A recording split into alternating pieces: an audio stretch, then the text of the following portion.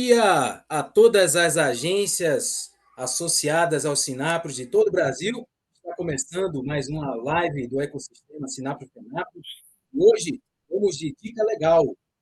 E para você, bom dia, boa tarde, boa noite para você e associado, que também pode estar assistindo essa live gravada.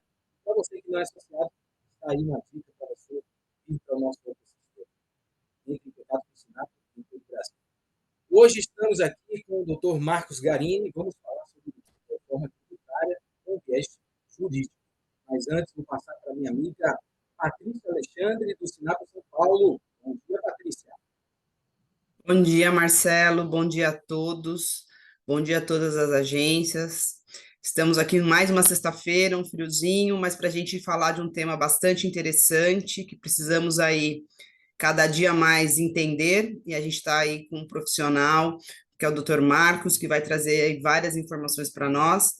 Espero que seja uma live bastante esclarecedora, então vamos em frente aí para a gente entender tudo que está por vir, né? Bom dia, Roberto. Oi, bom dia a todos. Sou Roberto Urinho, presidente do Sinapro. Estamos aqui em mais uma dobradinha em parceria da FENAPRO com o Sinapro São Paulo, no Dica Legal, dando sequência a mais uma palestra, talvez uma das mais relevantes desse ano pelo tema que envolve aí todas as agências, sejam elas grandes, pequenas, capital, interior. Marcos Montanheiro vai ser aí o nosso consultor tributário do Sinapro São Paulo e vai compartilhar aí com todos nós aí essa experiência que ele tem. Marcos, bom dia, boa palestra. Valeu, bom dia Marcelo, bom dia Patrícia, bom dia Roberto. Obrigado aí pelo convite. Espero estar à altura aí das duas entidades aí, da FENAPRO e do Senapro, para fazer uma boa explanação, né? O dia está bem típico aqui em São Paulo para falar de um tema chato, denso e complexo, né? Tá frio, chuva, nublado, então tá bem apropriado para falar de um tema que também é totalmente nebuloso e bastante frio, né? Até porque é algo extremamente novo que a gente nunca teve nada na legislação tributária parecida com os impactos que a gente vai ter, né? Então eu vou dar início e compartilhar aqui o material.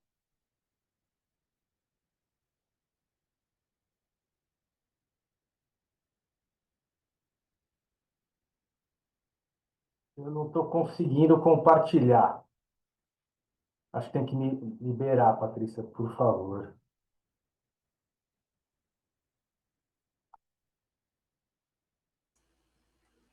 Deixa eu interromper aqui. Agora foi. Ok.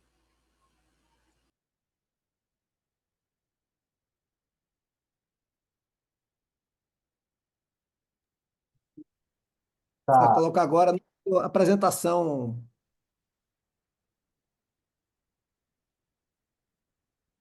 Precisa colocar agora só a tela cheia, tá bom? Ah, tá.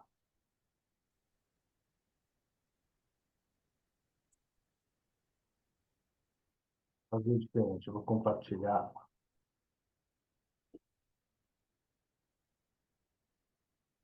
Agora foi? Boa. Agora foi. Foi. Quando eu mexo, mexe para vocês também, né? Perfeito. Então, vamos lá. Então, o tema principal aí da nossa apresentação hoje são os impactos da reforma tributária no setor de publicidade e propaganda, né? Que é o setor atrelado à FENAPRO e ao SINAPRO. Então, é óbvio que a reforma ela é muito mais ampla e atinge todos os setores da sociedade, e até pelo tempo, para que não fique algo tão chato para todo mundo, né? A gente vai procurar focar mais na área de publicidade e propaganda. Inicialmente, não tem como a gente não falar de uma parte geral, né? Porque os conceitos básicos da reforma tributária, inicialmente, ela atinge a todos os setores e depois vai se criando aí algumas regras e diferenças para cada setor da sociedade. Então, em termos de base normativa, até para todo mundo se situar no espaço, né? Como começou essa história de reforma tributária? Eu acho que todo mundo, desde que se conhece por gente, já escuta falar que o sistema tributário brasileiro precisa de reparos, né?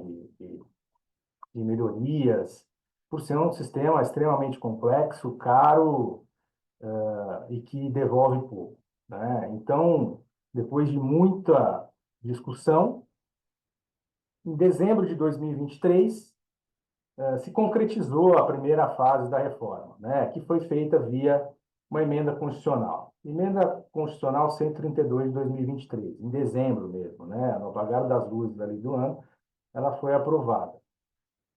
E ali se colocam as principais regras e diretrizes do que ia ser a reforma tributária.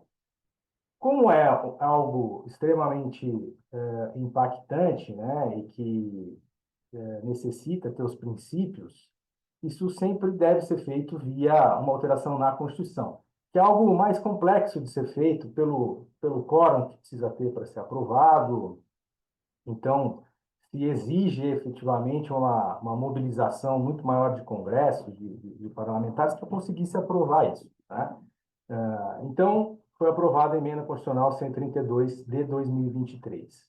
O próximo passo são as leis infraconstitucionais, né, que precisam ser aprovadas, onde vai se aumentando o detalhamento daquilo que a Constituição previu, até chegar em bases normativas do próprio Executivo, né, como não só as leis complementares, leis ordinárias, instituições normativas, até portarias e outros atos aí. Então, o que a gente já tem de concreto quando a gente fala de reforma tributária? No comecinho agora de 2025, em janeiro, foi o grande marco aí da reforma em termos mais concretos, que foi a publicação da Lei Complementar 214 de 2025, que foi publicada no dia 16 de janeiro. Ali a gente consegue já ter uma ideia de como essa reforma vai ser materializada, né? A gente tinha, obviamente, uma ideia pela emenda constitucional, mas com a lei complementar, efetivamente, a gente consegue ter uma ideia do que vai ser a reforma, né? Eu confesso que até a emenda constitucional eu era uma pessoa mais entusiasta em relação aos efeitos da reforma e daquilo que ela poderia trazer de benefício, né? E, infelizmente, não só eu, como outras pessoas aí da área, depois de ler a lei complementar, digerir um pouco essa lei complementar 214, a gente começa a mudar um pouco de opinião, porque aquilo que a gente achava que ia ser muito simples, não vai ser simples. O que falta ser feito é muita coisa e, principalmente, a carga tributária, né? Porque quando a gente fala de reforma, todo mundo sempre fala em reforma, né? Então, o governo falava em reforma, o contribuinte fala em reforma. Só que o governo, quando fala em reforma, ele fala em reforma pensando em aumento de arrecadação. E o contribuinte, quando pensava em reforma, pensava em diminuição. E, obviamente, a gente sabe que dificilmente vai haver uma diminuição. Isso tem muita coisa ainda para ser regulamentada, né? Mas o que se está se desenhando é que, de uma maneira geral, vai haver um aumento de carga tributária, principalmente no setor de serviços, né? Essa reforma, ao que dizem nela, desde a sua concepção, décadas atrás, vamos falar a verdade, ela é muito mais voltada para a indústria do que para o serviço, né? Então, a gente costuma dizer, e às vezes algumas coisas práticas que a gente vem fazendo, é isso que a gente está olhando, né? Possivelmente para a indústria deve abaixar, para o comércio deve empatar e para o serviço deve haver um aumento de carga. Só que isso vai ser muito de caso a caso, né? Nós vamos entrar bem na parte prática aí do caso das agências de serviços de publicidade, então a gente vai conseguir ter uma ideia um pouco melhor do que eu estou dizendo, né? E em termos de regulação, onde a gente está hoje, né? Tem um projeto de lei complementar, que é o PLP 108 de 2024, que está para ser votado e deve ser votado esse ano, que ele traz também mais uma série de alterações extremamente relevantes aí para a reforma, né? Então, está todo mundo aguardando isso e vendo esse projeto. Está naquela fase de votação na Câmara, votação no Senado, e veta aqui, veta ali, coloca um inciso, enfim, normal do sistema legislativo, no bom sentido, os lobbies aí de categoria, etc., né? Então, basicamente, o que fez a Lei Complementar 214 de 2025? Né? Ela cria o IBS, que é o chamado Imposto sobre Bens e Serviços, e cria a CBS, que é a Contribuição Social sobre Bens e Serviços, e o Imposto Seletivo, que é o IS, né? E também cria o Comitê Gestor do IBS, que é quem vai, de certa forma, gerir tudo isso. A gente vai explicar um pouquinho para frente, né? Então, em aspectos gerais aí da reforma tributária, o que se tinha como objetivo? Eu, infelizmente, falei no passado, porque pode ser que isso não aconteça efetivamente no presente, né? Um crescimento econômico sustentável, né? Tudo aquilo que a sociedade pedia, o próprio governo pedia, se ter algo onde o imposto não fosse somente um vilão, mas até algo que iria propulsionar aí desenvolvimento econômico, né? Gerando emprego, enfim, otimizando toda a renda no Brasil, né? Também a justiça tributária. No Brasil, todo mundo reclama das desigualdades tributárias, né? Então, a ideia da reforma é ter uma uniformidade, né? Deixar para que todo mundo esteja com as mesmas regras e tenham aí, basicamente, a mesma carga, né? E a simplificação. Essa aqui, como vocês vão ver aí, hoje ela é até uma piada, né? De fato, se buscava e todo mundo reclamava muito da simplificação, pelo que a gente está vendo, infelizmente, está indo na contramão disso, né? Ela vai ser implementada aí de forma faseada, né? Então, neste primeiro momento, quando a gente fala aí de IBS, CBS e imposto seletivo, a gente está falando de tributação sobre o consumo, né? Sobre fornecimento de bens e serviços. Então, essa é a fase que a gente vai começar a enfrentar e a gente vai explicar direitinho qual que é esse faseamento, essa transição, né? Depois se prevê uma reforma da renda e da folha de salário, né? Isso deve ocorrer aí alguns anos pela frente, e tudo isso vai ser gradual, né? Como eu comentei, a principal alteração dessa primeira fase da reforma que a gente está falando é a criação de dois tributos, né? O que se denomina aí de IVA dual, que nada mais é do que o Imposto sobre o Valor Agregado, né? Se divide basicamente em dois, que é o IBS, como eu falei, que é o Imposto sobre Bens e Serviços, e a CBS, que é a Contribuição Social sobre Bens e Serviços. Via de regra, o IBS ele é subnacional e ele vem substituir o ICMS e o ISS, né? Que o ICMS, imposto estadual, o ISS, o imposto municipal. O ISS, muito mais o setor de serviços, extremamente comum, praticamente todo serviço que você presta tem incidência do ISS.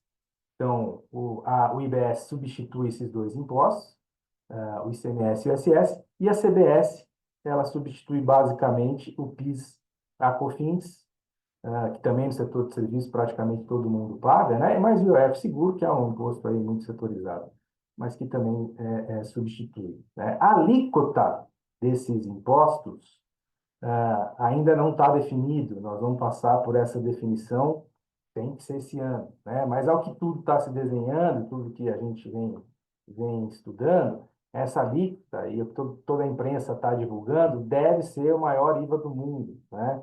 Deve ser algo em torno de 26,5% no total, né? Sendo por volta de 8,8% da CBS e 17,7% do IBS. Óbvio que tem toda a sistemática de crédito por trás disso, mas a gente também vai falar um pouco disso na frente para que todos entendam como é que vai ser essa forma de apuração, né?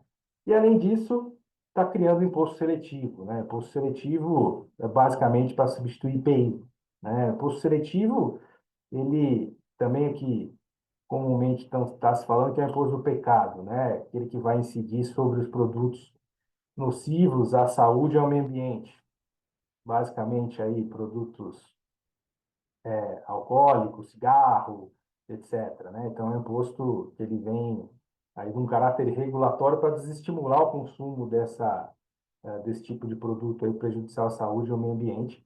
E também para o nosso setor aqui de publicidade e propaganda, praticamente não vai ter impacto nenhum, porque já não se pagava mesmo o IPI, também não vai haver o imposto seletivo, provavelmente na cadeia, né?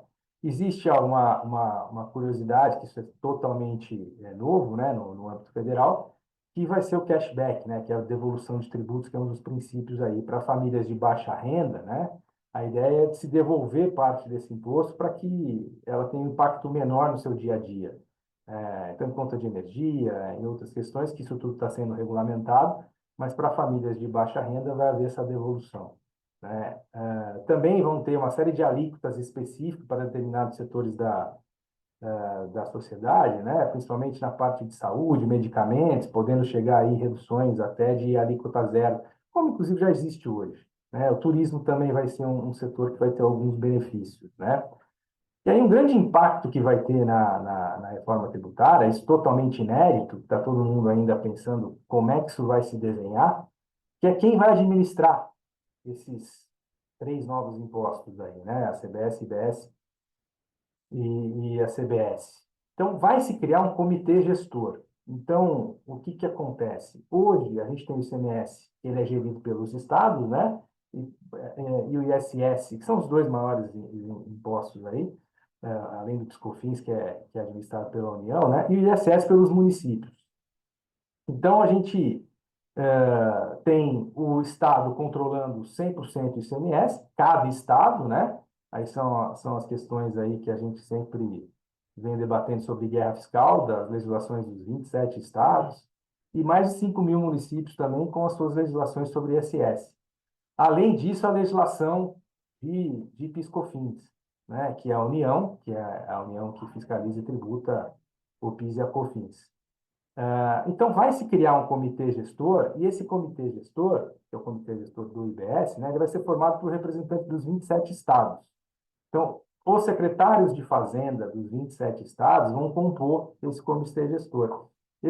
E, além disso, vão ser eleitos, e a legislação vai regulamentar como é que vai ser essa eleição, representantes dos municípios, né? Então, o comitê gestor ele vai ser representado pelos secretários de Fazenda dos estados e também por representantes dos municípios, provavelmente os maiores municípios aí de cada estado.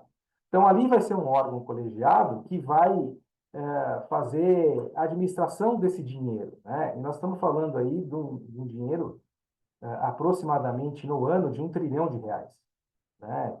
Que é a arrecadação desses impostos que estão sendo substituídos. Então, é uma fortuna, né? Então, imagina o poder que esse comitê gestor vai ter aí na administração. Então, todo esse dinheiro vai para o comitê gestor, vamos dizer, para um bolso único, e dali, de acordo com toda a legislação que vai permear o comitê gestor, vai se distribuir para os estados, vai se distribuir para os municípios, a parte da União, enfim. Então, vai ser tudo um bolso só que vai fazer toda essa gestão, né? Isso, principalmente a parte de fiscalização, de administração, já está sendo extremamente discutida, né? Então, se imagina que no estado de São Paulo, o número de fiscais de ICMS que se tem, né, é uma enormidade.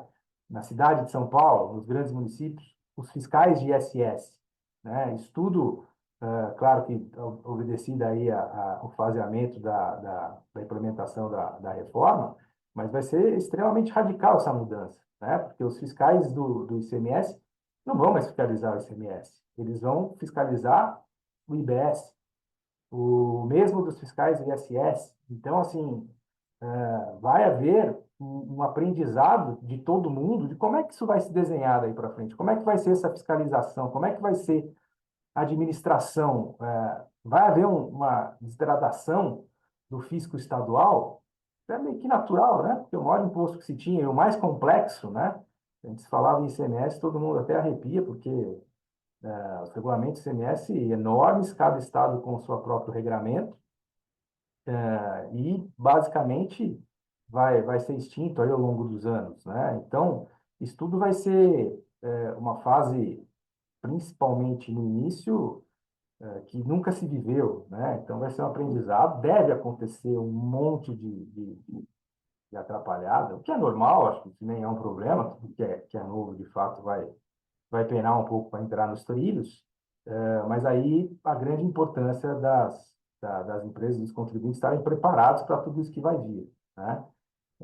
Nós já estamos em 2025, né? E entrando já na fase de transição, basicamente, o ano que vem começa, de fato, e de direito à reforma tributária, né? Então, numa linha do tempo, aqui em 2023 foi aprovada a emenda constitucional, 2024 e 2025 começou a fase de regulamentação, como expliquei no início, a aprovação da Lei Complementar 214, que onde já deu todo o norte de como é que vai se desenhar isso, a aprovação do PLP 108, que é um novo, uma outra lei complementar, que em tese vai corrigir alguns erros da 214, vai trazer pontos novos, enfim, é mais uma fase aí de regulamentação, e principalmente o que se espera, e nós todos estamos esperando, que é o regulamento do IBS-CBS, que tem que sair esse ano, não tem como, né? Então está todo mundo esperando, já está super atrasado, já estamos praticamente aí em maio, né? Então imagina, até sair o regulamento do IBS-CBS. Todo mundo esperava que ia ser um regulamento só, porque esses dois impostos, IBS e CBS, eles são idênticos, né? Eles são, seja na forma de apurar, na forma de se tributar, de se administrar, eles vão ser idênticos. Só que o que está se desenhando pela frente é que vão ter dois regulamentos. E aí começam os grandes problemas, né? Então, mais para o fim, a gente fala um pouco aí de questões que podem gerar um contencioso pesado de reforma tributária, mas um desses já pode começar desde já, né? Para que dois regulamentos, né? Sendo que o imposto ele é idêntico. Aí começam as complicações e daquela brincadeira que a gente fez, que simplificação virou piada, né? Também, quem vai fiscalizar isso? Quem vai julgar, por exemplo, quando se tiver uma autuação? Vai ter um julgamento para o IBS, vai ter um julgamento para o CBS, CBS vai ser o CARF que vai julgar, porque é a União, o IBS vai ser o tribunal que vai ser criado debaixo do comitê gestor. Enfim, pode-se ter uma autuação só de CBS e não ter de IBS, e isso acontecer posteriormente. Um monte de questionamentos aí que já está se levantando e que vai ter certeza que vai ter todo esse problema quando os regulamentos, ou o regulamento for aprovado. Torço para que seja um, mas pelo que a gente está vendo, não deve ser. Devem ser dois regulamentos, né?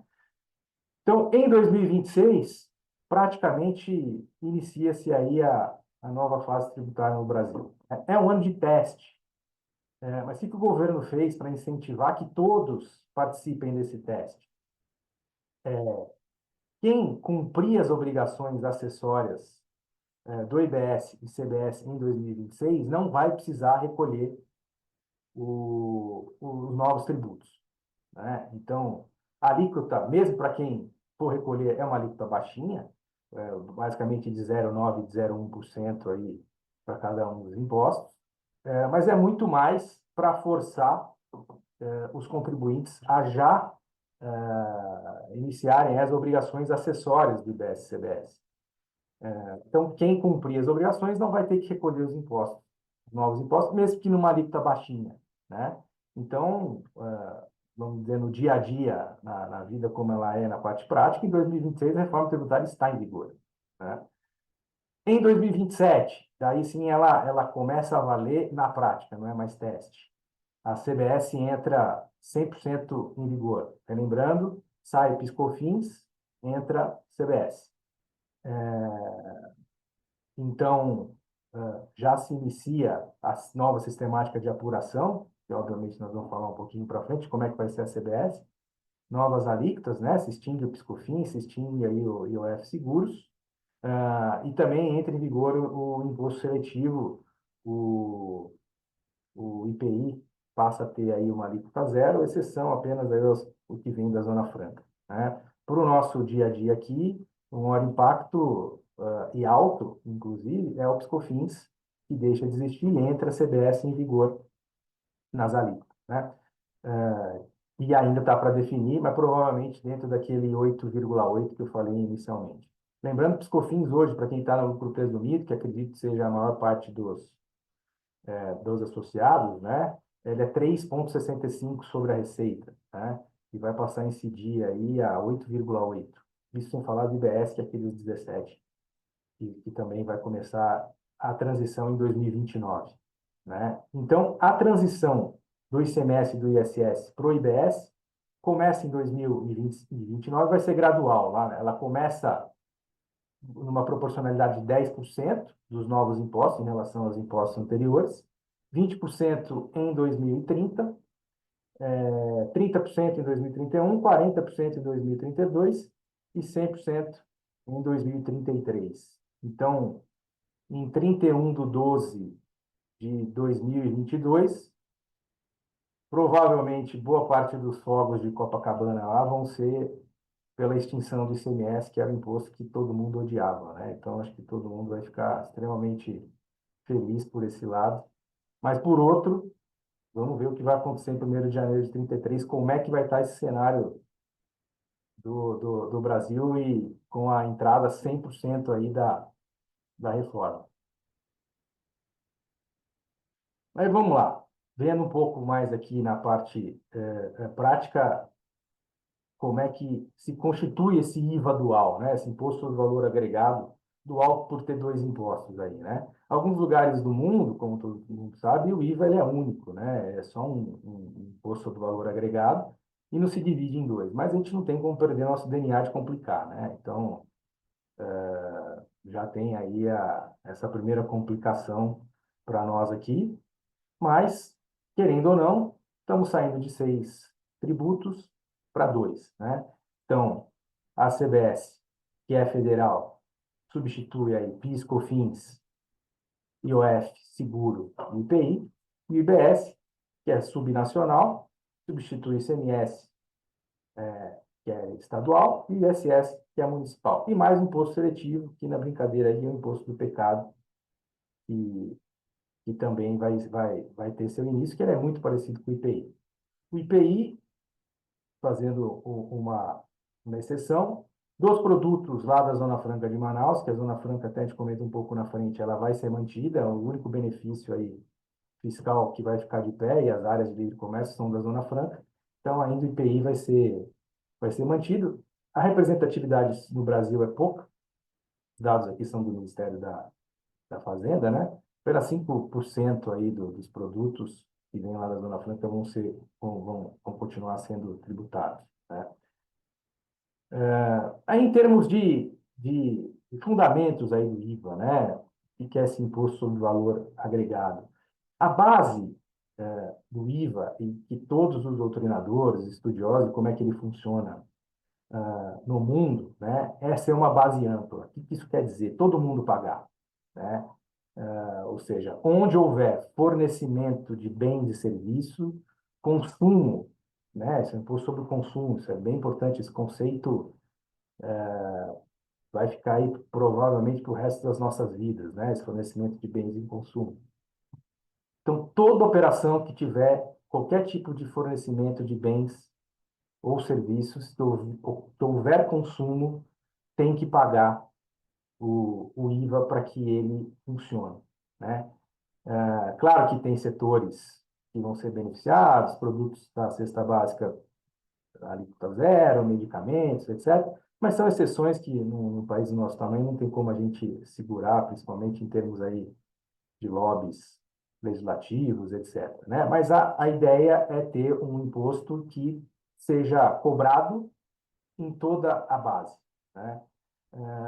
E o grande princípio disso para funcionar tá bom, eu tenho uma alíquota alta, todo mundo tem que pagar, só que para que isso seja viável, tem que haver a não cumulatividade, né? Daí vem o imposto sobre valor agregado. Ou seja, no fim do dia, o imposto ele é cobrado só sobre aquilo que é agregado em cada cadeia, né? A gente mostra isso um pouquinho na prática também aí, para que todo mundo consiga visualizar, mas a não cumulatividade, o crédito que se tem na operação de entrada para debitar da operação de saída, isso tem que ser algo sagrado, né? Senão não funciona. Até porque a gente falava antes de uma alíquota baixinha, né? Imagina, o PiscoFins, a gente falava aí de 3,65, ISS mais 5, a gente falava aí no setor de serviço algo em torno de 8, depende aí do município, agora nós vamos falar de 26, né? É uma enormidade o que se aumenta. Então, o crédito de operações anteriores, ele passa a valer muito dinheiro, né? O crédito, ele tem que ser extremamente preservado e cada um dos contribuintes vai ter que se estruturar para ter uma estrutura de crédito na entrada, senão o imposto aumenta absurdamente, né? Então, é extremamente importante esse princípio da não cumulatividade, né? Outro princípio que se busca com o IVA é que seja neutro, né? Isso é a justiça tributária, até que a gente falou no início. O que se imagina com o IVA é que quando alguém for montar uma operação, for montar uma empresa, a pessoa nem se preocupe com o imposto, né? Seja algo, óbvio que em termos de custo, sim, mas a ideia é, eu não estou preocupado se o meu concorrente vai fazer de uma forma ou de outra, ou eu vou para uma área que tenha incentivo fiscal, que aí eu vou conseguir vender melhor. A ideia do IVA é neutralizar tudo isso, né? Tanto que o único benefício fiscal, e principalmente em termos de ICMS, onde a gente vê a maior guerra fiscal, né? Principalmente nas áreas de importação, Porto Itajaí, na parte do Espírito Santo, Goiás, enfim, isso tudo vai acabar. O único que vai ficar de pé é a Zona Franca de Manaus e as áreas de livre comércio de Antiga Sudã, Sudene. Então, são os únicos benefícios fiscais que vão ficar de pé. Todo o restante, ele vai ser extinto aí até 2032, né? Só deixar muito claro, às vezes a gente vai falando e a gente acaba se perdendo um pouco no espaço, nós não estamos falando de imposto de renda, tá? Em nenhum momento a gente vai falar de imposto de renda e contribuição social. Então, óbvio que existem incentivos de imposto de renda, esses daí não foram alterados até então nessa linha. Então, para que todos se situem, a gente está falando basicamente de PIS, COFINS, ISS e ICMS, né? Na prática é isso que a gente está dizendo. Então, esses incentivos de ICMS que de fato muda a economia, a regionalidade do país, ele vai acabar, né? Como eu falei, vai ficar a Zona Franca, mas que é totalmente pontual. Então, para quê? Para que se tenha uma neutralidade, que se tenha uma justiça tributária, né?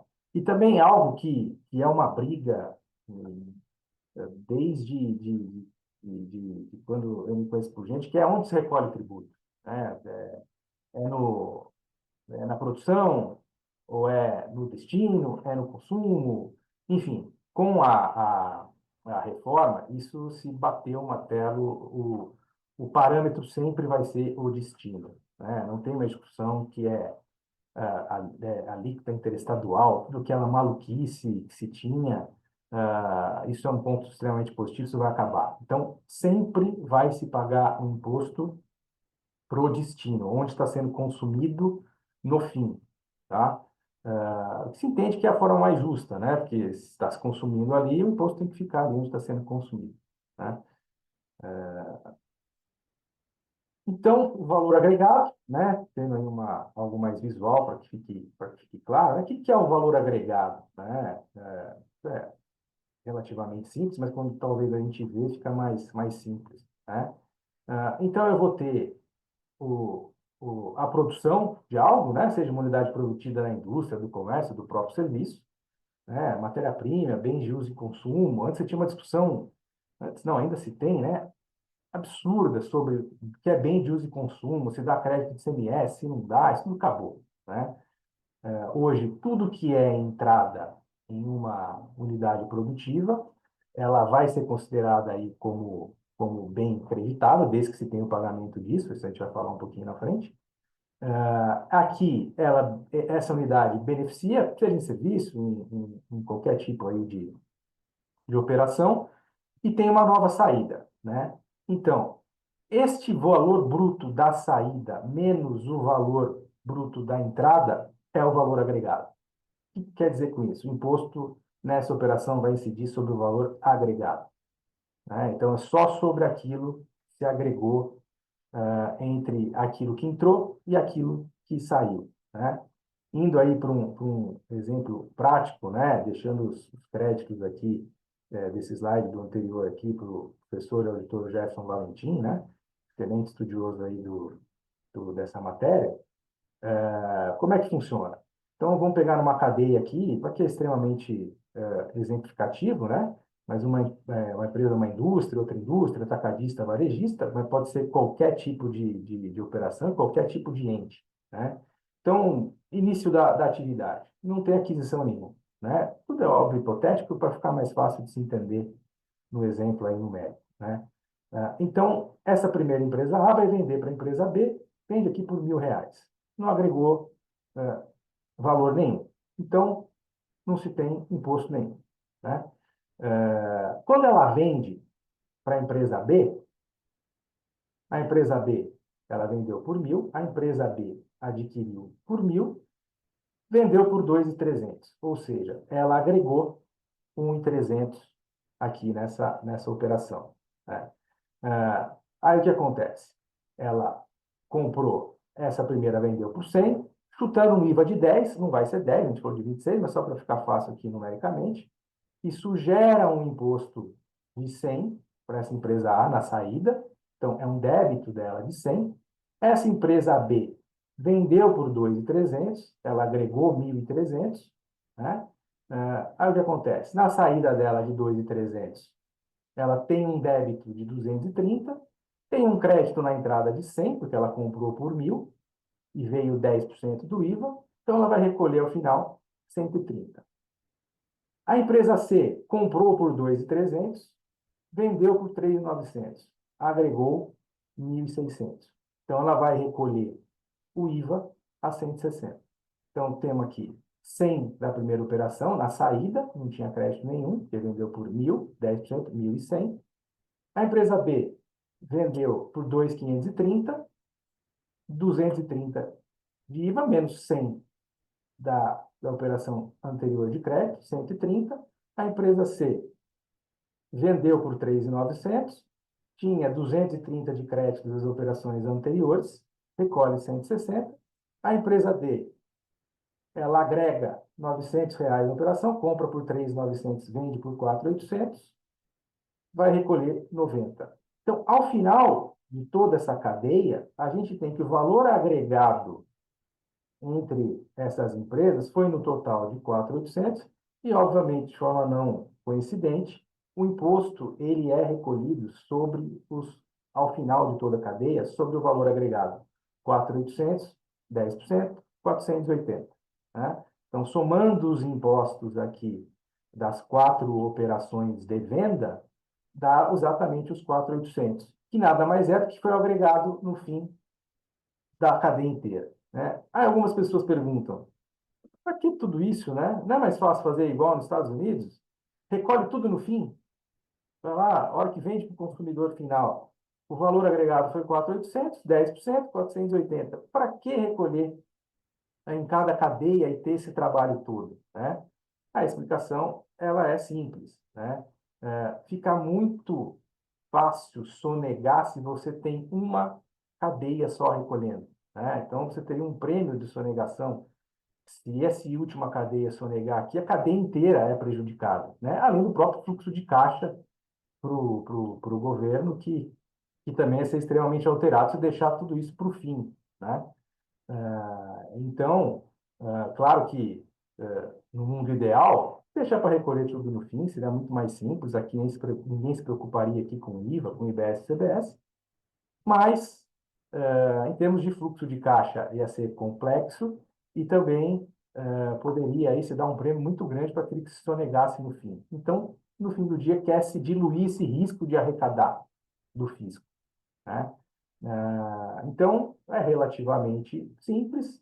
Todo esse imposto aqui de crédito, que no exemplo aqui foi 10 aqui depois 230, 390, isso tudo vai vir destacado na nota fiscal, né? Então, não tem discussão se dá crédito, não dá crédito, isso acabou, né? Esse realmente, acho que, pelo menos na minha visão, o maior ponto positivo de toda essa reforma é que as discussões malucas, se dá crédito de PiscoFins, não dá crédito de PiscoFins, isso é acreditável para ICM, não é acreditável para ICM, isso acabou, né? Isso, tudo que vier tributado, isso vai gerar crédito para quem está comprando, né? É aí que é extremamente importante que eu estou falando, que vier tributado, né? Então, existem exceções, aí vamos falar um pouco, por exemplo, da cesta básica, né? Que os produtos da cesta básica, eles têm alíquota zero. Então, de fato, quando um vende para o outro, vem com alíquota zero e não dá crédito. E aí chega no fim da cadeia, quando vai vender para o consumidor final, aí sim, essa empresa que vai vender para o consumidor final tem que recolher todo o imposto sobre o valor agregado, né? No fim do dia, o próprio exemplo mostra que, em termos numéricos, dá a mesma coisa. Só que politicamente, vocês imaginam como é que ia ser aprovar no Congresso e as manchetes dizendo que o governo tira a alíquota zero dos produtos da cesta básica, né? Mas no fim do dia isso é muito ruim para a cadeia como um todo, porque polui a cadeia. Aí tem contribuintes que ficam às vezes sobrecarregados com um imposto maior porque não tiveram crédito na operação anterior, né? Então, basicamente, a gente tem aí, desde lá do início da cadeia produtiva, né? A operação numa venda gera crédito para quem está comprando, débito para quem está vendendo. Assim sucessivamente até chegar no consumidor final. Obviamente, o consumidor final não toma crédito, né? Aqui, quando se compra lá no supermercado, o supermercado paga, obviamente, o valor, se creditou da operação anterior, mas aí encerra. Aqui é só débito, a gente não toma crédito. Até tem diferenças em operações imobiliárias, mas é extremamente complexo, nem vai ser nosso tema aqui, né? E aí a gente fala de crédito, né? O crédito é sagrado, o crédito vai virar dinheiro, né? Porque, como a gente falou, uma coisa é você ter uma alíquota sobre receita de PIS/COFINS a 3,65, sem se preocupar com crédito. Claro, as empresas do lucro real, sim, já tinham essa preocupação toda, né? A alíquota de 9,25 tomando crédito, mas 9,25. E o ISS, que nunca deu direito a crédito, aí, uma média para a área de serviços de 3%, né? A partir de agora, se deparar com uma alíquota de 26%, se você não se preocupar com o crédito, você vai ter um aumento, basicamente, aí de 18% disso. Praticamente inviabiliza, né, a operação. Então, o crédito vai ser extremamente importante. Aí vem algumas questões que constam da legislação, né, e que também pode ser tema de contencioso. Que aí vem, entre aspas, aquelas governices que a gente fica de cabelo em pé. O que se desenhou na Lei Complementar 214 de 2025? O governo diz o seguinte: você só vai tomar crédito se quando você pagar para o teu fornecedor, primeiro, ele tributar e segundo, ele recolher o imposto. Então, eu estou dizendo o seguinte: se eu compro de uma empresa e eu pago lá, ela me cobrou R$ 1.000 por algo, tem 26, 260 aí de IVA. Então, em tese, quando ela me emite a nota, eu ia ter lá 26 de crédito para mim, 260, né? Eu falei mil, para se creditar. Acontece o seguinte: se chegar no dia do pagamento do imposto, esse fornecedor não pagar, o que diz a lei? Você não pode se creditar. Só que, por outro lado, quando você revender isso ou emitir a nota para o seu cliente, mesmo se seu cliente não te pagar, você tem que tributar a saída. Então, em resumo, o que a lei diz? O débito, quando você emite a nota, é regime de competência e o crédito é regime de caixa. Aí você fala: como é que eu vou controlar o meu fornecedor, ter certeza que ele vai pagar esse imposto? Então, em operações que têm um valor agregado alto, imagina o impacto, né? Eu vendi, vou ter que pagar um imposto lá, 26% sobre a minha venda, e estou achando que vou tomar um crédito, meu fornecedor vai lá e não paga.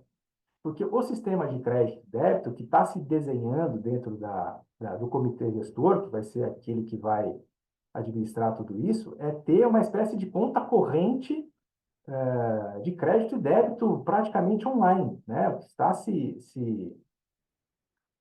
vislumbrando é que isso seja como se fosse dinheiro, uma conta corrente bancária. Vai ter lá créditos e débitos e conforme vão se emitindo notas contra você, você vai se creditando. Conforme você for emitindo nota para seus clientes vai se debitando e vai havendo ali uma conta corrente de dinheiro efetivamente. Tanto que se em algum momento esse saldo for credor, a legislação até prevê que você pode pedir a devolução disso e o governo tem que te devolver em 60 dias. Ou seja, é dinheiro mesmo, puro, né? Aí se começou as discussões desde que se teve esse método, mas como é que eu vou controlar meu fornecedor para ter certeza que ele vai pagar esse imposto? E aí o governo vem com uma espécie aí de... Como é que ele quer controlar isso, né? Na teoria, isso é maravilhoso, né? Assim, provavelmente a gente vai escutar essa expressão aí em inglês para o resto de nossas vidas operacionais, o tal do split payment, que nada mais é de splitar, né? De separar o pagamento, né? Que seria uma forma de se evitar a sonegação do imposto. Então, via de regra, o que está se pensando em fazer? Está na lei, tá? Agora, como é que isso vai ser regulamentado? É muito difícil, porque envolve uma questão sistêmica de última geração, né? Então, numa operação aqui, de exemplo, esse slide aqui é do próprio Ministério da Fazenda, tá? Então, que eles acreditam mesmo que isso vai ser implementado. Vendeu por R$ 100 aqui o atacadista para um varejista. Então, o valor da nota, 126. 100 do produto e 26 aqui do IVA, se for 26, enfim, só para exemplo. Em tese, quando esse varejista for pagar o atacadista aqui, tá? Se vislumbrando que no mesmo pagamento vai se splitar R$ 100 vai para o fornecedor efetivamente e 26 vai direto para o comitê gestor.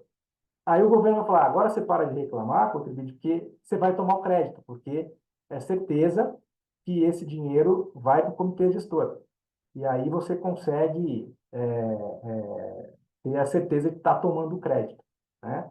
E também, na segunda operação, o varejista vende aqui para o consumidor final, vende por 150, tem um IVA aí de o valor total de 189, também vai splitar. Vem 39, que é os 26% do 189, vai para o comitê gestor, e ele tomou 26 de crédito aqui. Então, a ideia é que o comitê gestor, esse cara aqui, né, ele teve um crédito de 26 e um débito de 39, né? Tem essa diferença de 13 aqui. O que já se imagina é que o próprio comitê gestor aqui, quando for falar para ele pagar, já vai para ele pagar direto os 13. Então, se ele tiver algum crédito aqui, ele não vai de fato pagar nada. Por alguma razão, ele tem um crédito acumulado aqui desses 13. Quando o comitê gestor verificar que ele tem 13 de crédito, tem que pagar 13 de diferença, ele automaticamente vai fazer essa compensação.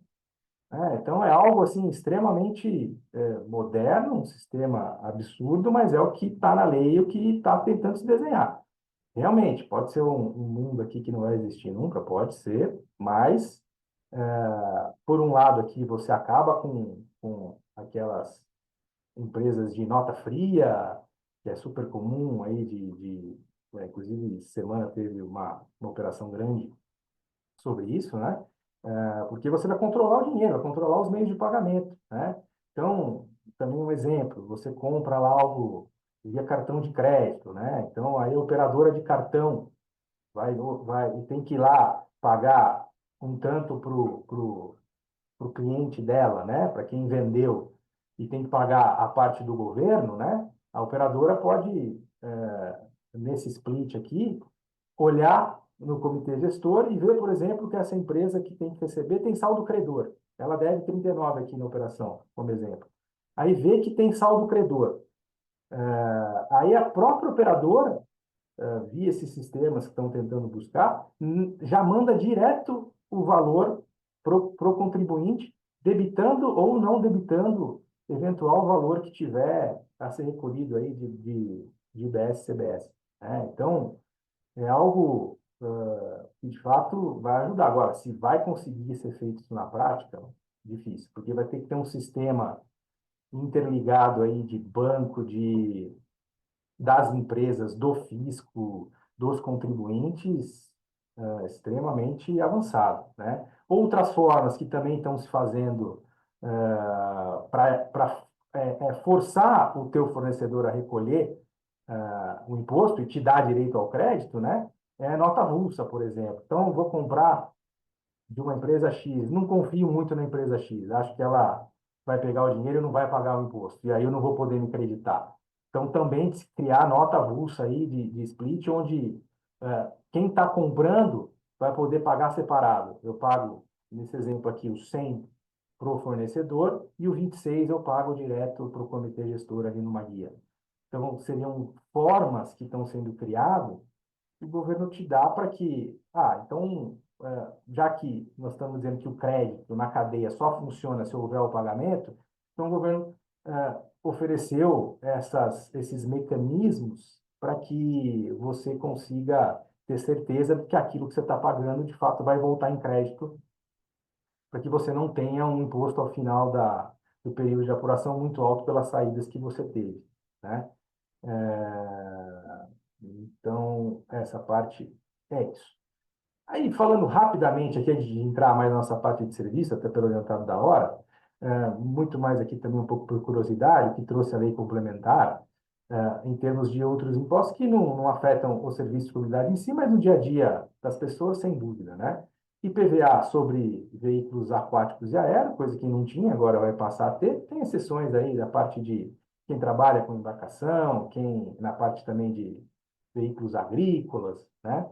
O ITCMD, que é o imposto causa-mortes e doação, e esse aí afeta todo mundo que é pessoa física, né? Todo mundo conhece esse imposto.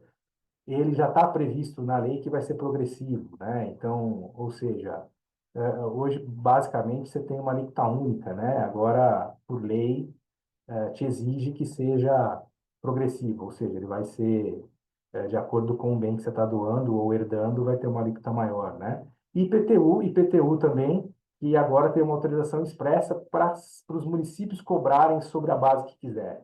Uma guerra absurda aí sobre TBI, etc., que todo mundo já deve ter ouvido falar, sobre que valor usar, né? Valor de mercado, valor contábil, valor histórico, enfim, a lei aqui já deu uma colher de chá para os municípios aí cobrarem sobre o valor de mercado. Vamos lá. Como a gente falou inicialmente, das diversas exceções que se abriram aí ao longo da regulamentação da lei, né, da reforma, que se criou aí um monte de regime diferenciado, regimes específicos, né, redutores de base, etc. Então, o primeiro deles, de forma geral, né, se reduziu a alíquota para algumas profissões, e aqui a gente vai parar um pouquinho na frente para falar um pouco da profissão aí de publicidade, né? Mas, basicamente, em profissões regulamentadas e fiscalizadas por conselhos de classe, ordem, CREA, se reduziu a alíquota em 30%, ou seja, a alíquota lá de 26%, se reduz 30% e se paga sobre 70%, né? Então, isso se conseguiu aí. Outras reduções de alíquota aí mais pesadas, de 60%. Serviço de educação, alguns agros são zero também, né? Produções nacionais, comunicação institucional e alguns outros tipos de serviço aí que tiveram redução de alíquota, de serviço de produto, né? Produto de higiene, etc.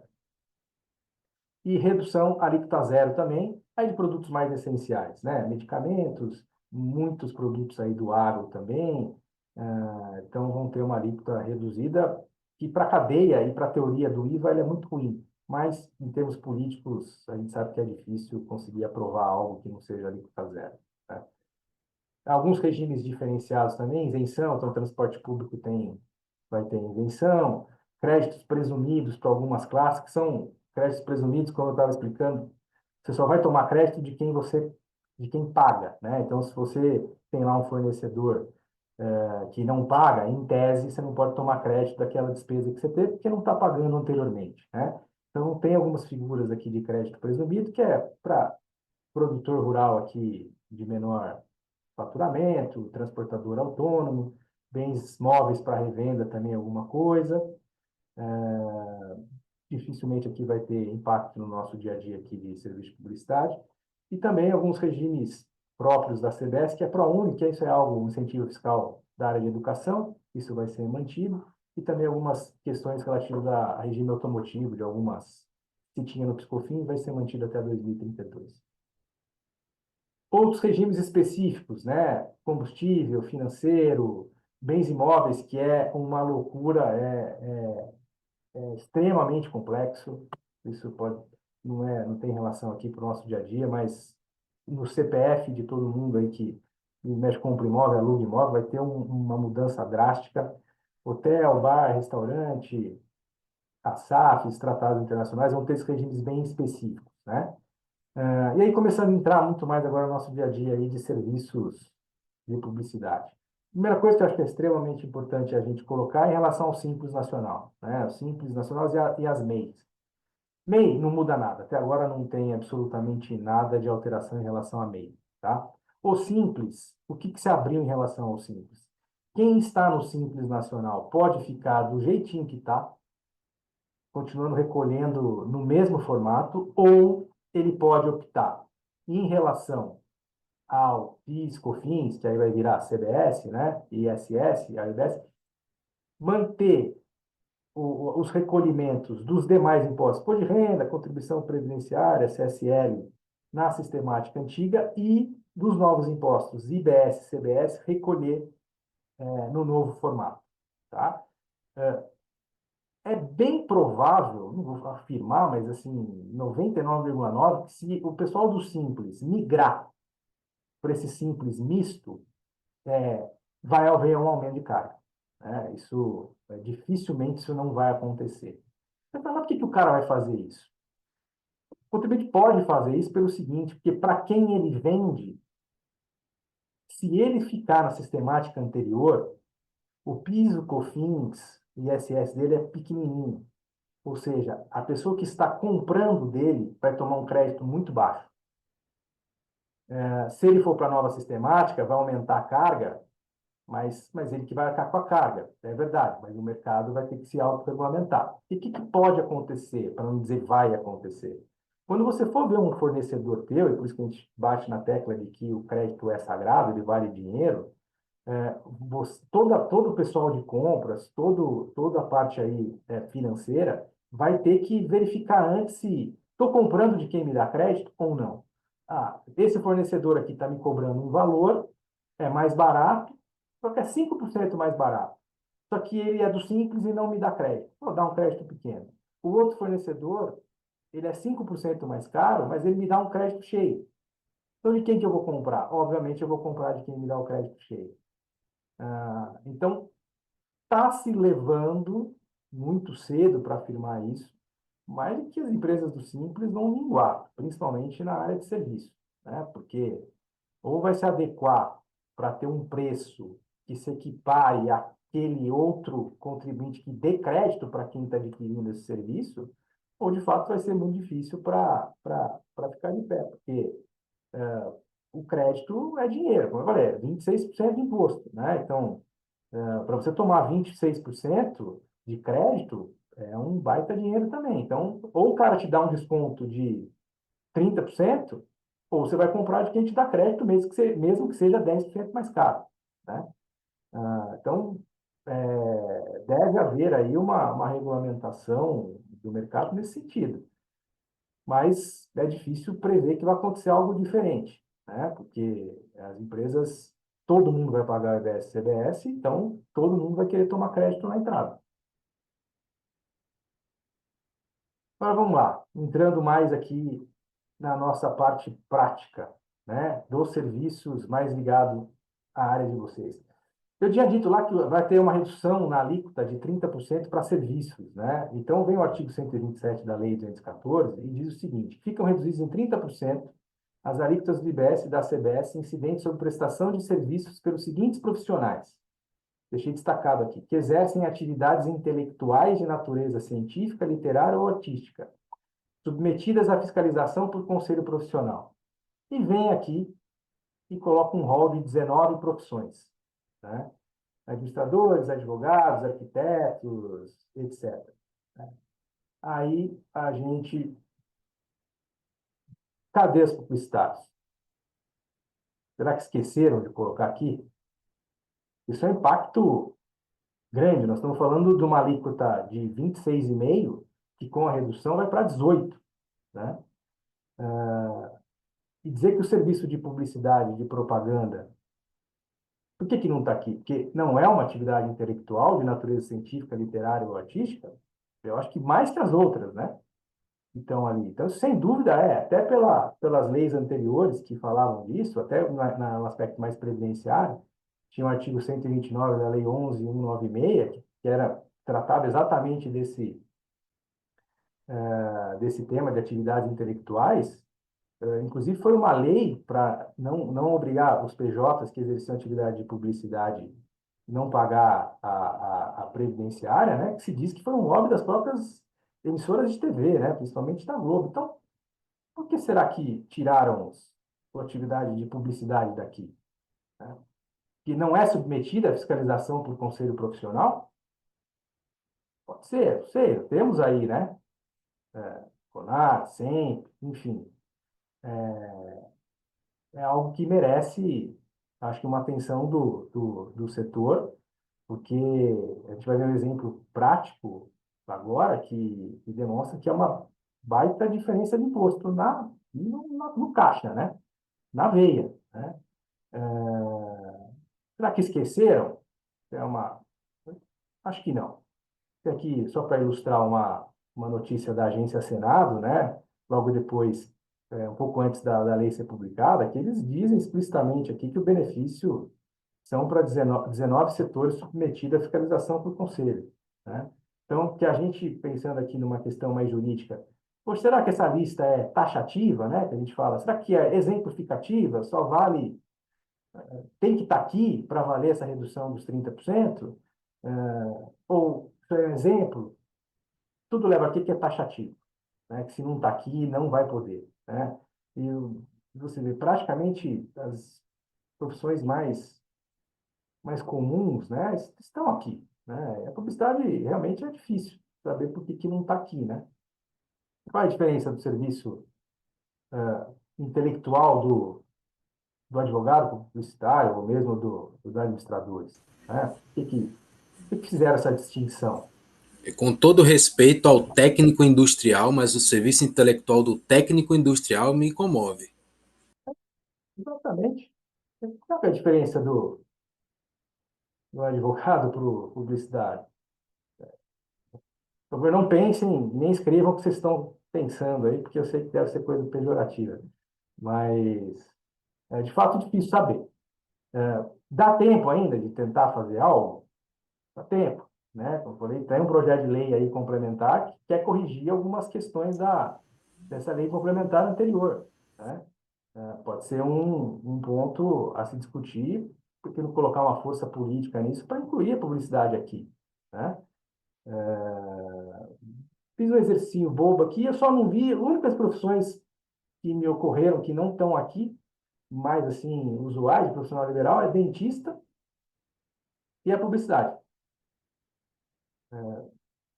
Enfim, isso é um ponto bastante importante, né? Acho que dá tempo ainda de se tentar algo nesse sentido, né? Além disso, né, de seus profissionais que estão lá taxados no artigo anterior, né, ele coloca ainda uma série de regrinhas para buscar esses 30% de redução. Estou falando por hipótese aqui, porque a publicidade não está aqui, né? Mas, porventura, a gente tem aqui relações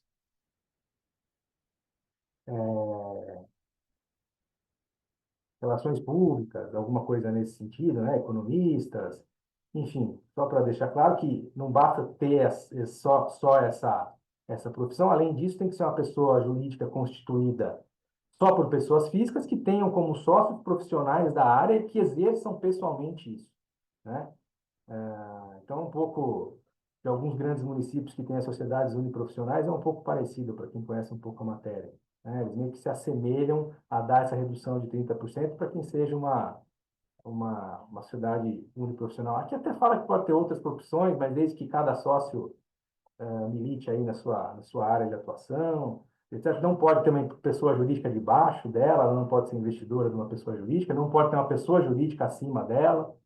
São algumas regrinhas que o governo coloca para tentar limitar mais ainda essa redução de 30%, né? Pouco ligado aqui a área de vocês, né? E reduz em 60% também produções nacionais, artísticas, culturais, de eventos, jornalísticas e audiovisuais, né?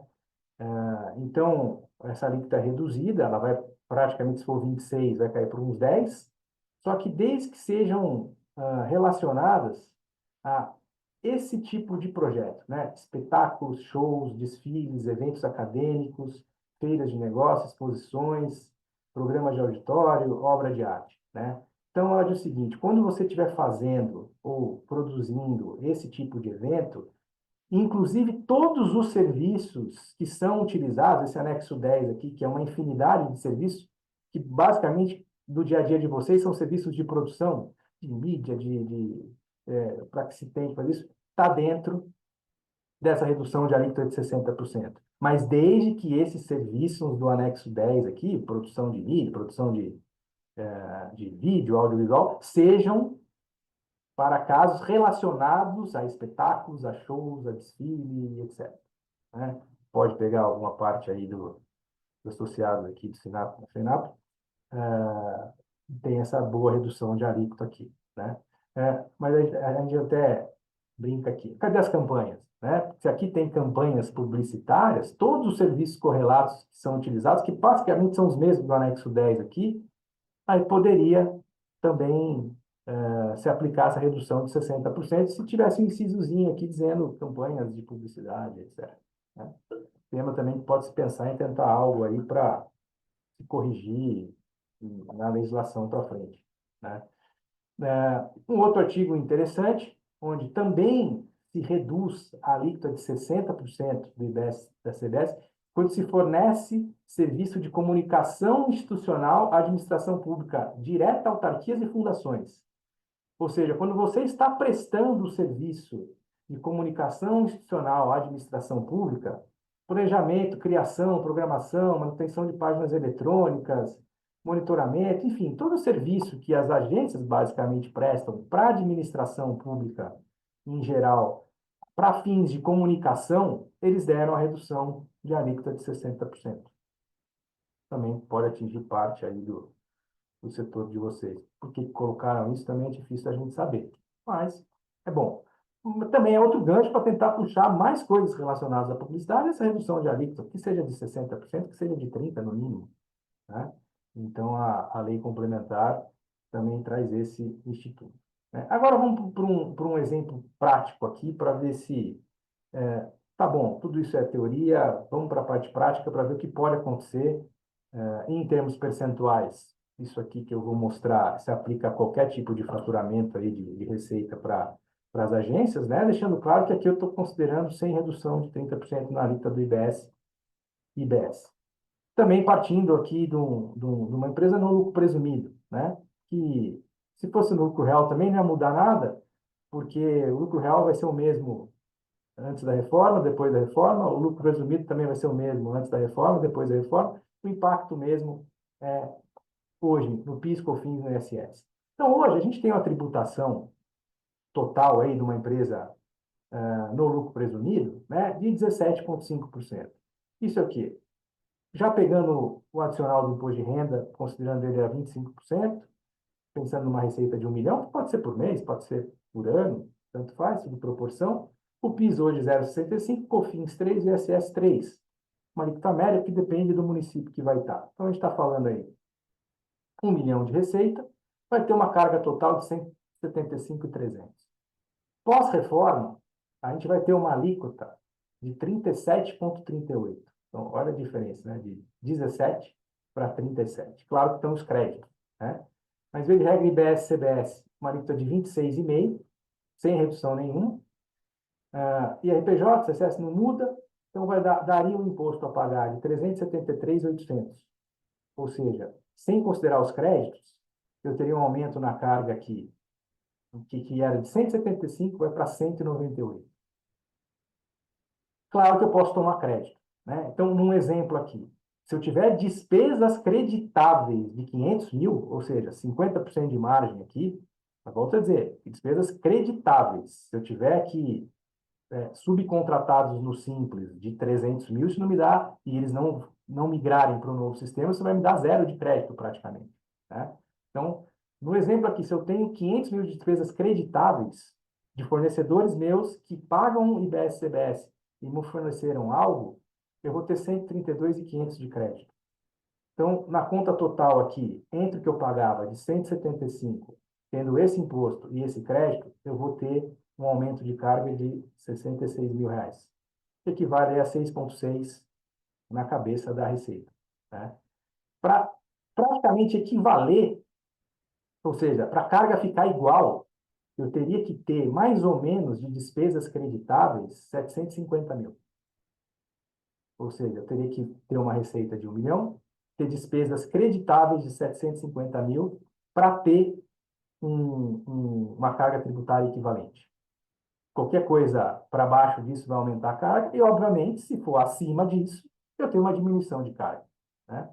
Então, obviamente, pensando numa alíquota que era de 17 e para 37, o crédito realmente é extremamente importante. E a gente sabe que o crédito em serviço é difícil. Então, vai se ter lá aluguel, vai se ter energia elétrica, vai se ter principalmente subcontratados e fornecedores que geram direito ao crédito, né? Só pensando aqui num sonho, né?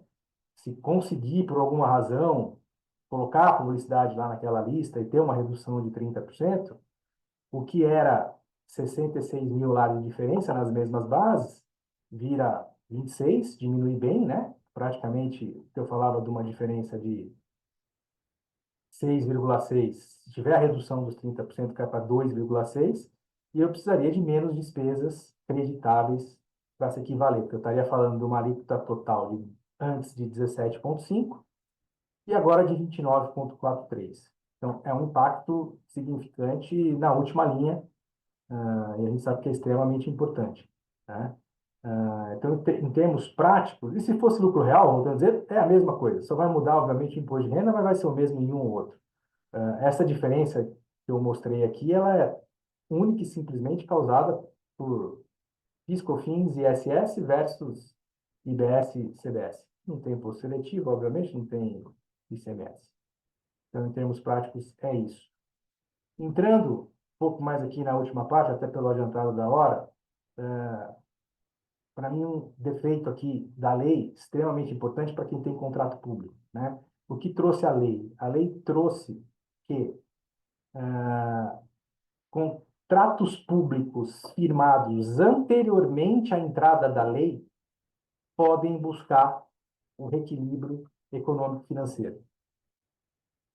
A gente faz uma pergunta. Ele fala a entrada em vigor, contratos não, desculpa, contratos vigentes quando da entrada em vigor da lei. A lei entrou em vigor 16 de janeiro de 25. Ou seja, significa dizer que eu só vou poder pedir o reequilíbrio para contratos firmados até 15 de 1 de 25. E aí tem uma questão legislativa. Em que pese ela ter entrado em vigor em 16 de 1, ela produz efeitos a partir de 1º de janeiro de 26. Então, a gente pode tentar entender que quando ela fala entrada em vigor da lei, pode-se pensar em efeitos. Aí eu puxaria essa revisão para contratos firmados até 1º de janeiro de 26, que seria mais lógico, né? Mas é um ponto. É um ponto que tem que ficar ligado para quem tem esse tipo de situação, porque aí, se tem, a ideia é começar já a pensar nisso, né? Uma curiosidade, entre aspas, eles deixam claro na lei que se a administração verificar que a empresa contratada está tendo economia com a reforma tributária, de ofício ela já vai rever o contrato, né? Ao passo que o contribuinte tem que, aqui é um pouco do que eu falei, né? Ao passo que o contribuinte tem que seguir uma receita de bolo absurda para tentar demonstrar que os impactos da reforma estão atingindo a própria saúde do contrato, né? E isso tem que ser feito com o contrato em vigência e antes de qualquer prorrogação. Então, o que fica aqui essa discussão só pode-se haver pedidos de reequilíbrio para contratos firmados até 15 de 1 de 25, eu prefiro acreditar que, quando ele disse em vigor, ele quis dizer efeitos, né? Aí seriam contratos firmados até 1º de janeiro de 26. Como é que você vai hoje, sem saber nem a alíquota, saber qual é o impacto do teu contrato? Então, é muito melhor que 2025 se estabeleça quais são as alíquotas definitivas, quais são as bases, e você tem contratos firmados até 31/12/25 para poder pedir esse reequilíbrio, né? Então, é um ponto aqui também de reflexão. Aqui só uma curiosidade, diz que o reequilíbrio vai ser feito via aumento do contrato, isso inclui concessões, né? Então, a gente sabe que vai ser muito mais fácil uma grande concessionária, por questões políticas, conseguir o reequilíbrio econômico, aí de aumentar dia a dia, né? De luz e água e etc. E contratos de agências mais privados não conseguir, né? Pode gerar até inflação. Coisa importante, a lei é muito clara, tá? O disposto no capítulo não se aplica a contratos privados. Não é que não pode contrato privado. Nesse estilo de reequilíbrio, que você faz um pedido, coloca lá todos os dados do porquê tem que fazer o reequilíbrio e a administração é obrigada a analisar em 90 dias, isso é só para contrato público administrativo. Contrato privado, já existe previsão no Código Civil, pode ser feito a qualquer momento entre as partes, só que se uma não quiser, obviamente isso vai acabar no judiciário.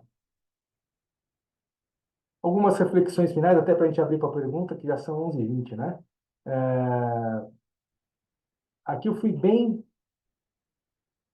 vamos dizer, simplista, tá? Coloquei algumas séries aqui de inconstitucionalidade que já está sendo levantada sobre tudo isso. A lista é bem maior que essa, né? Então, a gente vê, ponto aqui, aquilo que eu expliquei da não cumulatividade. Crédito ser regime caixa, o débito ser regime competência. Enquadramento nas alíquotas, né? Isso vai dar muito pano para a manga. Não, eu tenho um medicamento que não está enquadrado, mas eu acho que ele tem que estar enquadrado. Eu acho que a publicidade tem que ter lá os 30% que é um serviço intelectual. Vai ter operações que você vai ter ITCMD, CBS e IBS. Então, existe aí uma fração das competências dos estados, mesmo para o IPI, enfim, uma série de questões aí. Eu expliquei também, né? Contencioso, processo. Qual é a... Vou entrar com um mandado de segurança hoje, eu entro contra o delegado da Receita Federal de São Paulo. Amanhã eu vou entrar contra quem? Contra o presidente do comitê gestor, ou seja, tudo vai ser em Brasília, o comitê vai ser lá. Todos os mandados de segurança vão ser feitos em Brasília, imagina a loucura, né?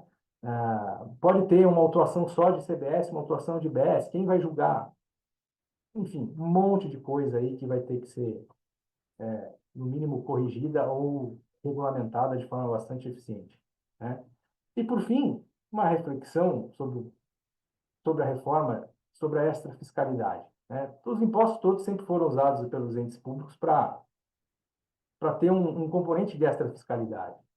E a gente falou dos incentivos, né? Praticamente vão acabar todos, né? E que fim vai dar isso, né? Será que isso vai ter um efeito bom para o Brasil em termos de sociedade? Imagina as regiões do Espírito Santo, Itajaí, de Goiás, que se desenvolveram por causa de incentivos fiscais. Vai acabar.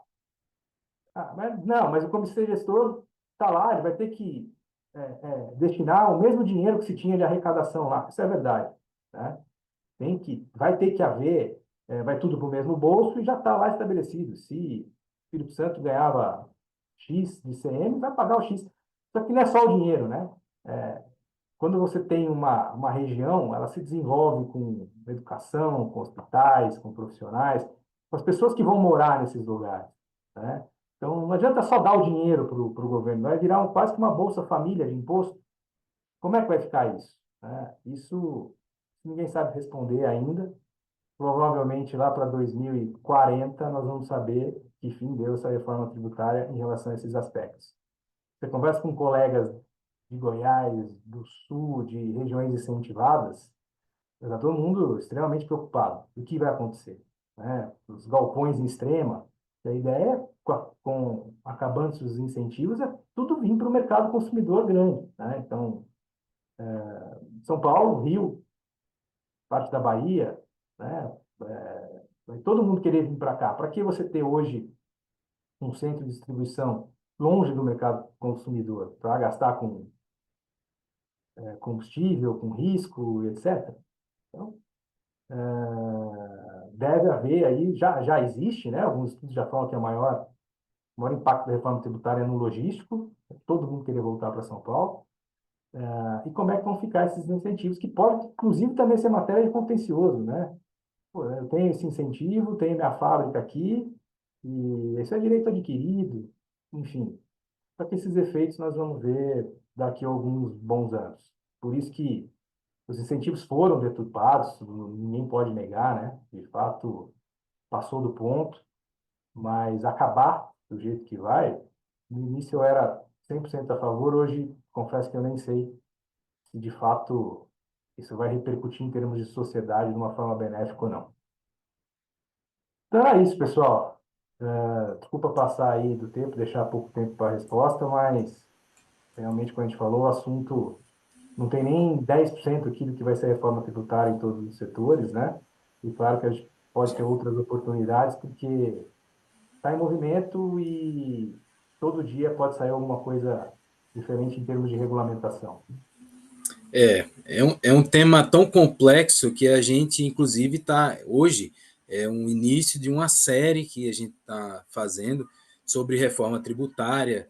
Então, hoje com o Dr. Marcos Garini, e teremos outros convidados, possivelmente o Marcos virá aqui outras vezes para falar de outros momentos que vai se maturando, porque tem muita coisa, muita lei complementar, muita coisa ainda para se definir, né? E a gente está se preparando para um tema que é tão complexo e ainda sem muitas definições.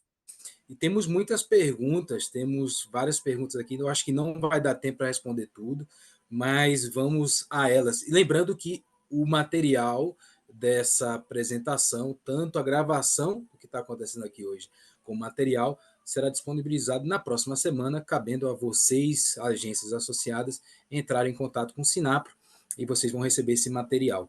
Patrícia, temos aí perguntas, certo? Certo. E tem algumas delas que eu acredito que já tenha sido respondida. Então, só para a gente repassar aqui confirmando, o Elivelton questionou sobre imposto de renda e o CSLL, se eles estarão nessa substituição, e como o doutor Marcos falou lá na frente, eu entendo que não. Certo, doutor? Muda absolutamente nada. Tem uma fase Nada.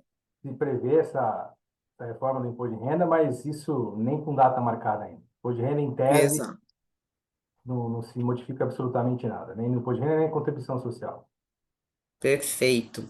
A Alice Carvalho nos questiona se vai existir diferença entre a empresa ser lucro real e presumido. E quem Zero. opera pelo lucro presumido, se vai passar a fazer o débito na base de cálculo também. Vamos lá. Tem diferença nenhuma. Para fins do IVA, do IBS, CBS, lucro real, lucro presumido é exatamente igual, né? E um ponto importante, que eu não sei se é exatamente isso que ela está perguntando, mas outro princípio que está sedimentado é no IVA não existe imposto sobre imposto. Aquelas loucuras do ICMS ser calculado por dentro, imposto na base do próprio imposto ou de outros impostos, isso está sacramentado. Não vai acontecer. Eles não vão. Um questionamento que se existe dentro do contencioso é na fase de transição. Se vai incidir na base do ICM, se vai incidir dos impostos nessa fase de transição, mas uma vez implementada a reforma, não vai ter mais imposto na base do seu próprio imposto. Perfeito. Pelo que você trouxe, Marcos, agora, só para complementar a resposta aí, para eu entender, aquela questão que as empresas tinham, né, de ter uma filial no município onde o ISS era menor para conseguir crédito, isso vai acabar. Ele vem justamente para acabar com isso. Para acabar com guerra fiscal, em termos Tá. estaduais e municipais, isso vai acabar. Vai se ter um comitê gestor é um ente só no fim do dia, que vai tratar de Uhum. todos os impostos. Então, não vai existir alíquotas diferenciadas.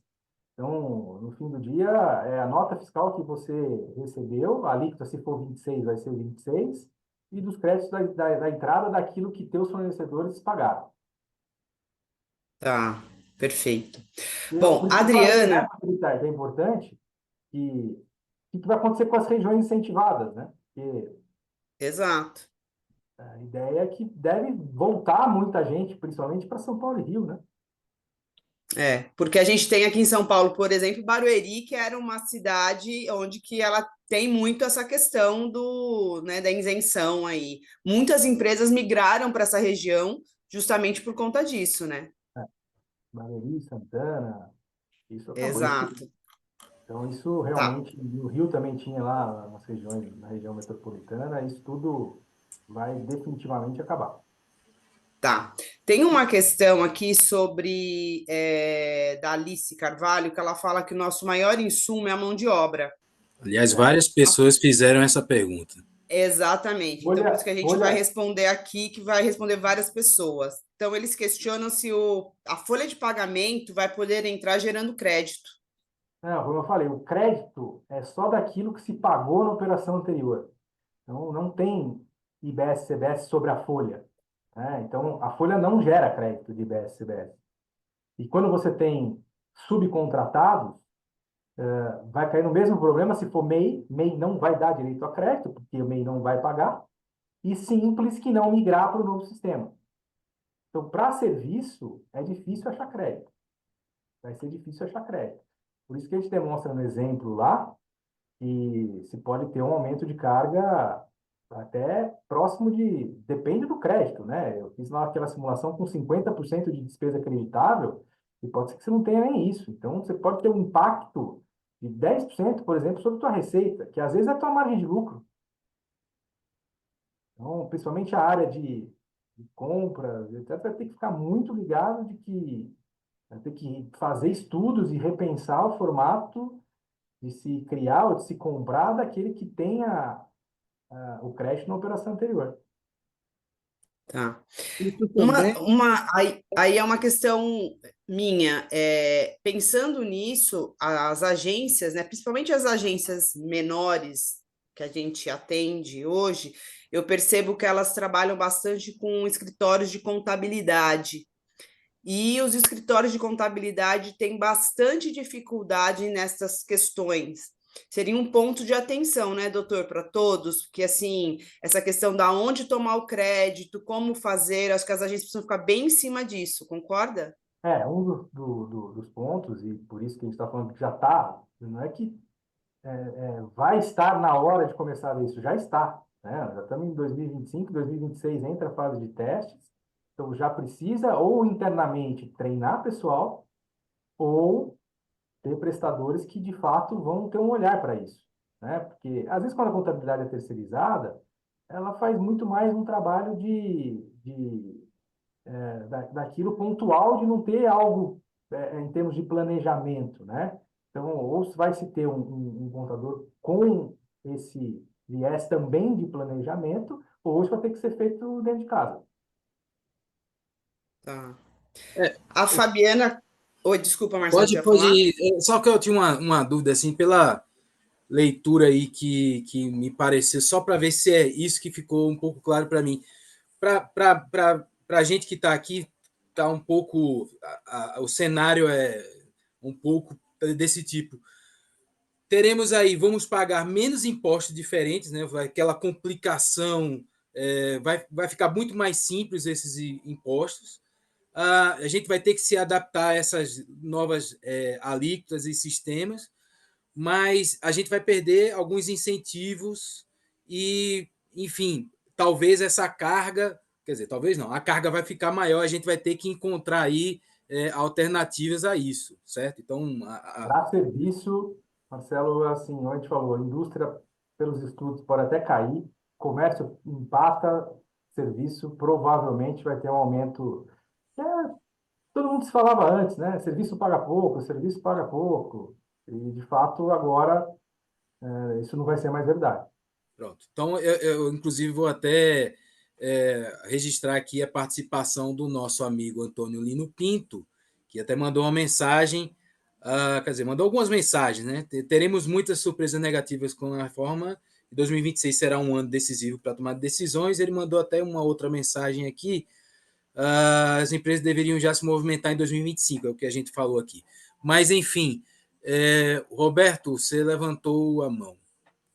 Eu vi aqui que algumas pessoas estão perguntando sobre se seria melhor contratar PJs e não ter a folha.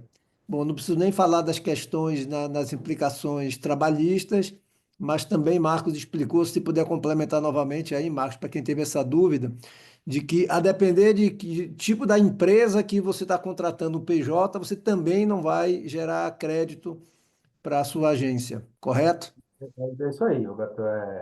MEI, que no fim do dia tem um CNPJ, não vai te dar crédito. Então, se for contratar com o PJ, de fato tem que ser uma PJ que vai pagar o IBS e CBS. Não, se for simples, vai te dar um crédito muito pequeno. Pode ser o simples, mas fora para fim de IBS e CBS, e ser dentro do contribuinte regular, né? E essas questões trabalhistas, que todo mundo deve ter acompanhado essa semana, que o Supremo mandou paralisar todas as ações que tratam de pejotização, né? Na Justiça do Trabalho. Então, isso é um tema que tá também aí na boca para se bater o martelo, né? No passado, se todo mundo perdia as ações, de uns 2 anos para cá, o próprio Supremo, até a pessoa do ministro Gilmar, começou a decidir favoravelmente aí aos empregadores, né? Dizendo que PJ é PJ e não tem relação de trabalho. Então, teve aí algumas ações favoráveis e agora o Supremo vai dar uma decisão com repercussão geral, ou seja, vai valer para todo mundo, né? Então, tomara que venha algo positivo, porque vai conseguir resolver dois problemas, né? Primeiro, de ajudar nessa tomada de crédito e segundo, não ter esse risco trabalhista, né? E complementando a outra questão que teve aqui, se as agências poderão aumentar a sua remuneração. Então, para as agências do setor que trabalham com o setor privado, elas até podem tentar um reequilíbrio contratual.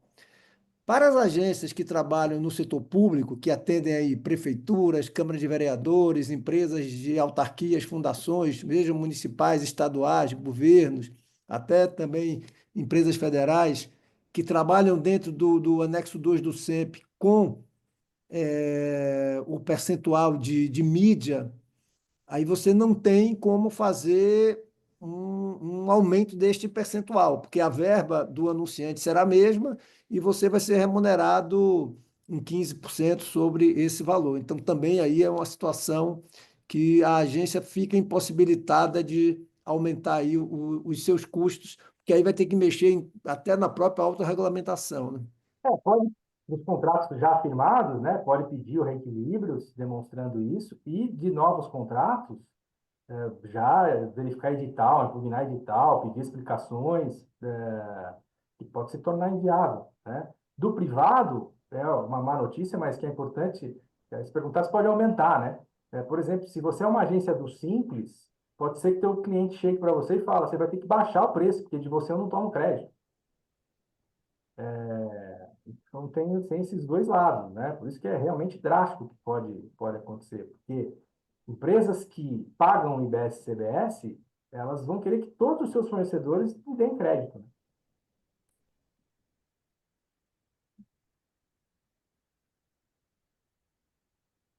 É um cenário complexo Isso e desafiador. independente, isso independente do regime, né? Isso para simples, regime, enfim.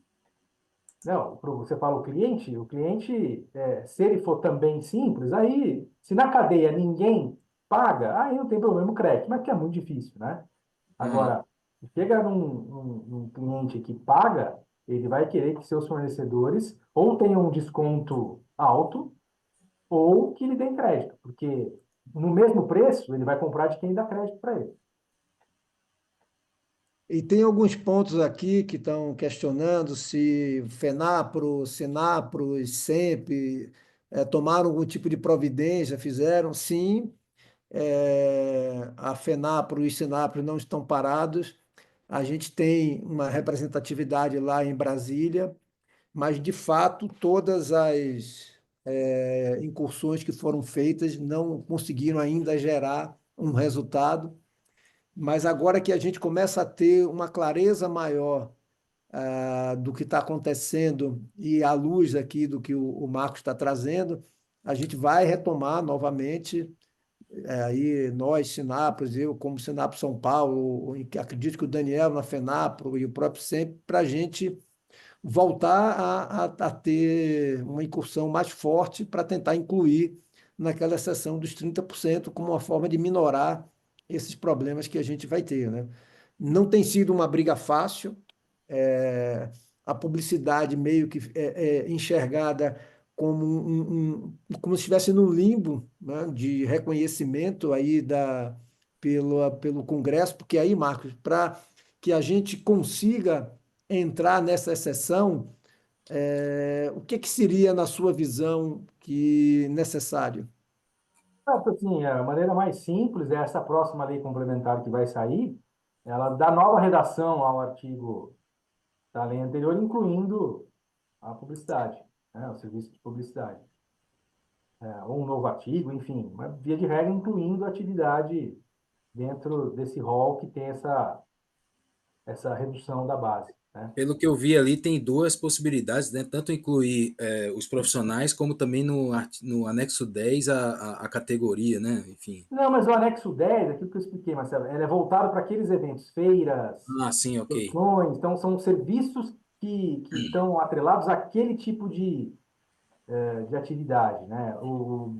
Poderia ali se incluir ali campanhas, você indiretamente já incluir tudo que tem agência, né? Mas é mais complexo, porque ali fala muito mais, acho que tem viés mais de audiovisual, de arte, questões mais artísticas, né? O ideal seria incluir no rol dos profissionais intelectuais, né? Então, eu falei, vocês devem lembrar aquele artigo 129 que tirava a previdência das PJs, né? Todo mundo se fala no mercado que acho que a lei era antiga, que foi feita por lobby da Globo, né? Dos veículos que fizeram. Então, agora é quase coincidentemente o mesmo número de artigo. Lá era o 129, aqui é o 127. A única diferença é que lá não tinha taxativamente, só falava em serviços intelectuais, aí se inclui praticamente todo tipo de serviço aí, vamos falar o português, bem corriqueiro, de quem tem faculdade, né? Quem tem faculdade é regulamentado, se eu for pensar, porque, enfim, aí você entraria, obviamente, a publicidade, né? Mas aqui eu não sei se tentaram colocar lá fiscalizadas por órgãos, por conselhos de classe, né? E aí que não tiraram, né? Bom, isso já vai ser tema, Marcos, para uma reunião nossa do Sinap São Exato. Paulo. A FENAP está convidada para a gente já endereçar esse tema ainda desse semestre. E É próprio importante rol, só falar para quem está participando que nós já temos atuado nos últimos esforços no ano passado de reforma tributária.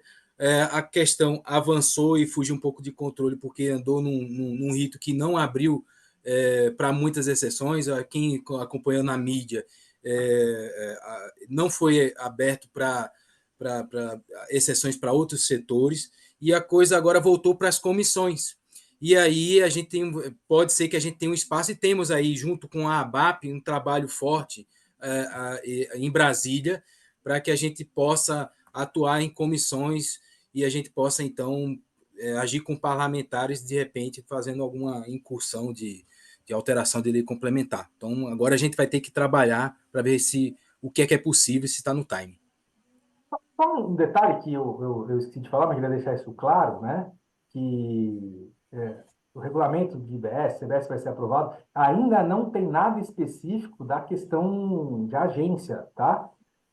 Porque a única atividade que tem ah, aquelas questões de repasse, né? A nota que passa pela agência, exclui da base o que é de terceiros, isso tudo ainda não consta na lei complementar e nem deveria, tá? Mas é algo que tem que existir, tem que existir. Então, na regulamentação, tem que vir essas questões de deixar muito claro que vai poder ser excluído da base das notas das agências do que é honorários de terceiros, né? Senão vai se interpretar que tem que recolher tudo, vai virar uma loucura. Então, assim, isso não tem ainda a regulamentação. Volto a dizer, nem esperaria que teria numa lei complementar, mas agora nas leis ordinárias e no próprio regulamento, isso tem que ficar bem claro, senão o setor vai ter um problema grande. Uhum. Bom, pessoal, a gente ultrapassou aí o horário em 10 minutos, mas eu acho que foi necessário, bastante importante. Acredito que temos respondido aí todas as perguntas. Nós vamos pedir para que vocês continuem nos acompanhando nas redes sociais, porque a gente, como o Marcelo já falou, essa é a primeira de várias que a gente vai trazer. Continuem participando, é super importante a gente ter as agências com a gente, trazendo aí sugestões, dúvidas, para que a gente possa continuar aí a trabalhar e apresentar algo para o nosso setor como um todo. Então, eu queria primeiramente agradecer muito ao Dr. Marcos por ser tão esclarecedor, trazer essas, né, orientações. Pedir a todos vocês que nos ouvem que pensem no que a gente trouxe, comecem a estudar, treinar as pessoas, porque a gente sabe o quão complexo o assunto é e quanto de conhecimento que a gente precisa, né? A gente, né, aqueles que já conhecem, que são da área, têm dificuldade, imagine aqueles que não estão no nosso dia a dia. Então, queria pedir aí, né, e dizer para vocês que nós, do sistema Sinapro-FENAPRO, estamos à disposição das agências para continuar aí acompanhando vocês, esclarecendo. Quem quiser, aqui do Sinapro São Paulo, né, nossas associadas, o doutor Marco é o nosso assessor jurídico tributário, então as dúvidas vão poder ser esclarecidas. Aqueles que quiserem contactar o escritório, é só nos contactar que a gente, né, direciona para eles, mas nós estamos aqui à disposição de vocês.